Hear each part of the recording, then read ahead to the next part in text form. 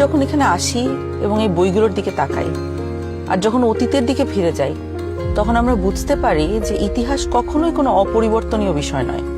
এটি মানুষের ইচ্ছা শক্তির দ্বারাই পরিবর্তিত হয়। এখন আমাদের নিজেদের ভাগ্য এবং ইতিহাস আবারও নতুন করে লেখার সুযোগ নিয়ে এসেছে গণভোট 2026। সবার মনে একটা প্রশ্ন, গণভোটটা আসলে কি? গণভোটটা হলো আসলে একটা ভবিষ্যৎ বাংলাদেশের ম্যাপ। ভবিষ্যৎ বাংলাদেশ থেকে আপনি কি চান আর কি চান না একজন নাগরিক হিসেবে, তার একটা খতিয়ান।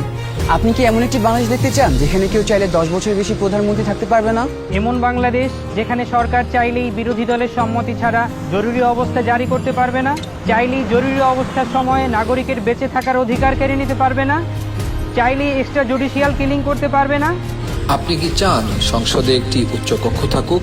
দলগুলো ক্ষমতায় গিয়ে 2/3 সদস্যের জোরে যেন সংবিধান যেমন ইচ্ছে বদলে না ফেলতে পারে, এটা চান? সংবিধানের যে কোনো পরিবর্তন করতে হলে উচ্চকক্ষের সমর্থন লাগুক, এটা চান? সংবিধানের কিছু গুরুত্বপূর্ণ বিষয়ের পরিবর্তন আপনার মতামত ছাড়া কেউ করতে না পারুক, অর্থাৎ গণভোট ছাড়া সংবিধানের গুরুত্বপূর্ণ বিধানের কোনো পরিবর্তন সরকার যেন করতে না পারুক। আপনি কি চান তত্ত্বাবধায়ক সরকার কিভাবে তৈরি হবে এটা সরকারি দল এবং বিরোধী দল মিলেই ঠিক করুক? একই রকম ভাবে নির্বাচন কমিশন, পিএসসি, সিএজি এসব গুরুত্বপূর্ণ নিয়োগে বিরোধী দলেরও ভূমিকা থাকুক? আপনি কি চান সংসদে নারীদের প্রতিনিধিত্ব বাড়ুক?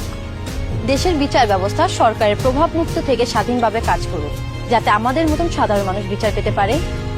আপনি কি চান সব বিভাগীয় শহরে উচ্চ আদালত স্থাপন হোক?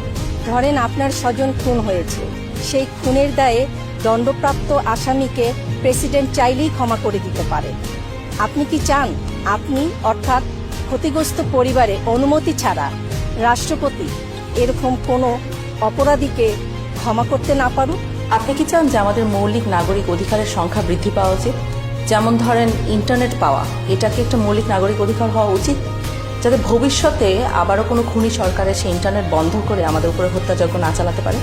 রাষ্ট্রপতি এবং প্রধানমন্ত্রী ক্ষমতার মধ্যে ভারসাম্য বজায় থাকুক, এটা কি আপনি চান? বাংলা ভাষার পাশাপাশি দেশের অন্যান্য জনগোষ্ঠীর ভাষার স্বীকৃতি পাক, এটা কি আপনি চান? আপনি যদি এই পরিবর্তনগুলো চান, আপনি যদি এই পরিবর্তনগুলো চান, তাহলে গণভোটে হাতে সিল মারুন। হাতে সিল মারুন। হ্যাঁতে সিল মারুন, হাতে সিল মারুন, হাতে সিল মারুন, হেতে সিল মারুন।